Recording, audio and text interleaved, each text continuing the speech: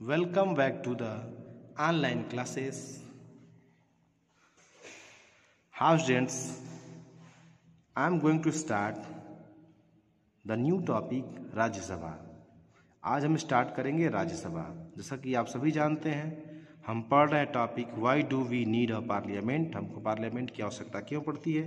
तो इसमें हमने लोकसभा पढ़ लिया है, अब हम पढ़ेंगे Rajya Sabha. The council of state और Rajya Sabha is the upper house of the parliament, यानी कि जो राज्यसभा है पार्लियामेंट का संसद का उच्च सदन है। There can be maximum of 250 members in Rajya Sabha, यानी कि राज्यसभा में अधिकतम 250 सदस्य हो सकते हैं। Out of which 238 member represent the state and the union territories. 238 member state और राज्यों को रिप्रेजेंट करते हैं। Member of the state legislative assembly elect member of the Rajya Sabha, यानी कि जो लेजिस्लेटिव असेंबली है उसी के मेंबर राज्यसभा के मेंबर को इलेक्ट करते हैं। The president is the presiding officer of chairman of the Rajya Sabha, और प्रेसिडेंट जो होता है वाइस प्रेसिडेंट राज्यसभा का प्रिसाइडिंग ऑफिसर या चेयरमैन होता है।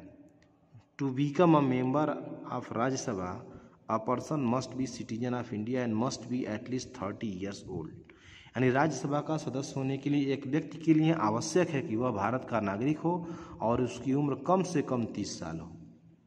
Once election to the parliament have take place the parliament need to perform the following function, यानी एक बार जब संसद के इलेक्शन हो जाते हैं, चुनाव हो जाते हैं, तो संसद को निम्नलिखित कार्य करने होते हैं।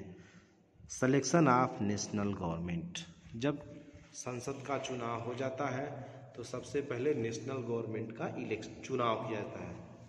Once of the prominent function of the parliament is to elect the president, यानी पार्लियामेंट का जो सबसे बड़ा काम है, सबसे महत्वपूर्ण काम है, उनमें से एक काम यह है कि राष्ट्रपति का चुनाव करना। The president is elected by electoral college consisting of member of state legislative assembly and the member of parliament, यानी कि जो प्रेसिडेंट का चुनाव होता है electoral college consisting of member, यानी एकल द्वारा होता है, और इसमें पार्टिसिपेट कौन करता है, लेजिस्लेटिव असेंबली और मेंबर ऑफ पार्लियामेंट, यानी कि सांसद और विधायक इसमें भाग लेते हैं। These minister then take charge of different areas of government functioning like health, education, finance. उसके बाद मिनिस्टर्स बनाए जाते हैं जो विभिन्न विभागों के चार्ज लेते हैं। Often times in the recent past it has been difficult for a single political party to get the majority that is required to form the government.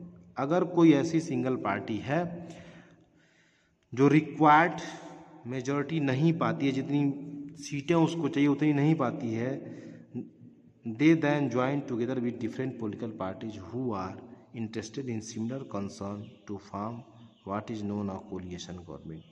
तब अगर किसी एक पार्टी को बहुमत नहीं मिलता है तो वो किसी दूसरे पार्टी से जो उसके साथ सरकार बनाने के लिए इंटरेस्टेड है उससे कंसर्न कर सकते हैं, और ऐसी गवर्नमेंट को कोलिएशन गवर्नमेंट कहते हैं।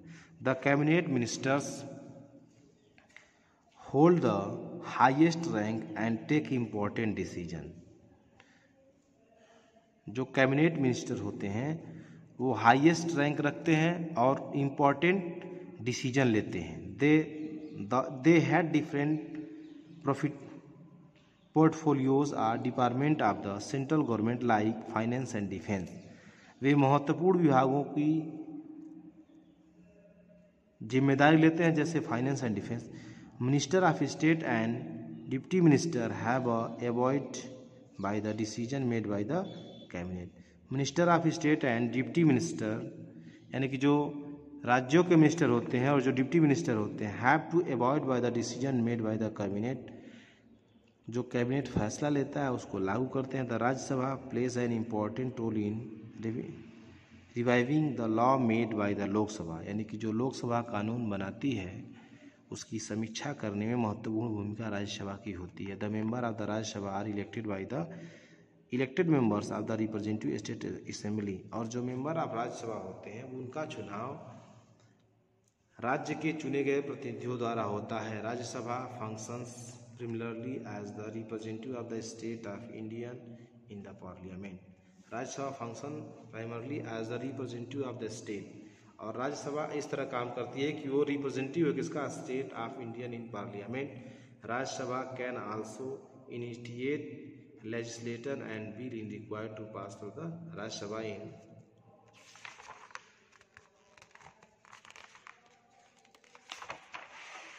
Order to become a law, यानी कि अगर कोई भी लॉ या बिल अगर कानून बनना है तो राज्यसभा की भी भूमिका महत्वपूर्ण है। After 3 reading in Lok Sabha the bill is sent to Rajya Sabha, यानी 3 बार बहस होने के बाद कोई भी बिल राज्यसभा से लोकसभा से Rajya Sabha, the Rajya Sabha pass the bill और return to it with suggestion. अब अगर कोई बिल लोकसभा से राज्यसभा में जाता है तो राज्यसभा उसको पास भी कर सकता है या किसी सुझाव के साथ उसको वापस भी कर सकता है। द लोकसभा आफ्टर एक्सेप्टिंग और rejecting the suggestion send the bill to the president who sign it, और लोकसभा एक्सेप्ट करे या रिजेक्ट करे द सजेशन, यानी कि जो राज्यसभा सजेशन देता है चाहे तो लोकसभा एक्सेप्ट करे या रिजेक्ट कर दे, और बिल को सेंड करता है प्रेसिडेंट के पास साइन करने के लिए। Keeping the ministers in check, ministers are accountable to parliament, यानी कि जो मिनिस्टर्स होते हैं वो संसद के प्रति जवाबदेह होते हैं, यानी उनको अपने काम का जवाब देना होता है, काम की जिम्मेदारी होती है। The member of the parliament specially the opposition member, यानी कि जो मेंबर ऑफ पार्लियामेंट होते हैं मुख्य रूप से अपोजिशन के member, have every right to question the ruling parties policies and action, यानी जो रूलिंग पार्टी के पॉलिसी और एक्शन होते हैं उसके प्रति जो अपोजिशन पार्टी के रिप्रेजेंटेटिव होते हैं वो क्वेश्चन कर सकते हैं। The parliament while in session, जब पार्लियामेंट सेशन में होता है, begin with the question hour, प्रश्नकाल से ही शुरू होता है। The parliament control the executive by questioning the minister about their policies and action. The parliament control the executive, parliament control करती है किसको, एग्जीक्यूटिव को, बाई क्वेश्चनिंग, सवाल करके, the minister about their policies and action, यानी मंत्रालयों के policy और एक्शन के बारे में पार्लियामेंट सवाल करके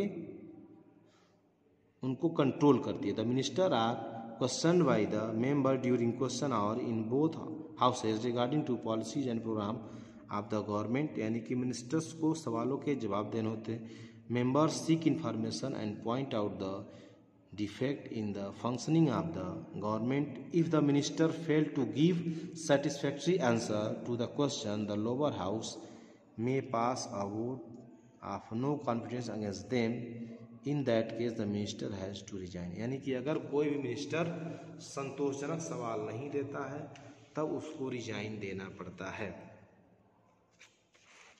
नेक्स्ट यही उसी के बारे में बताया गया है। नेक्स्ट देखिए, power to amendment the constitution.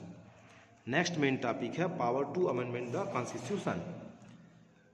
हमारे पार्लियामेंट को पावर होता है संविधान में संशोधन करने। Amendment to the constitution take a place only in parliament, यानी संविधान में संशोधन सिर्फ संसद के द्वारा ही हो सकता है। Some articles in the constitution can be amendment by simple majority in both houses. कुछ अनुच्छेद सामान्य बहुमत से दोनों सदनों में पास किया जा सकता। For amendment a major portion of the constitution, constitution के बड़े हिस्से में संशोधन करने के लिए 2/3 मेजोरिटी ऑफ बोथ हाउसेस, दोनों सदनों में 2/3 बहुमत जरूरी है। In the matter of amendment the constitution vest equal power to the 2 houses of parliament. International treaties and trade agreement also required to contest the parliament, यानी कि जो अंतर्राष्ट्रीय मुद्दे होते हैं, जो व्यापारिक मुद्दे होते हैं और जो बड़े मुद्दे होते हैं उसमें दोनों हाउसेस की 2/3 बहुमत की आवश्यकता होता है। दैट्स ऑल, आपका ये चैप्टर फिनिश हुआ। थैंक्स।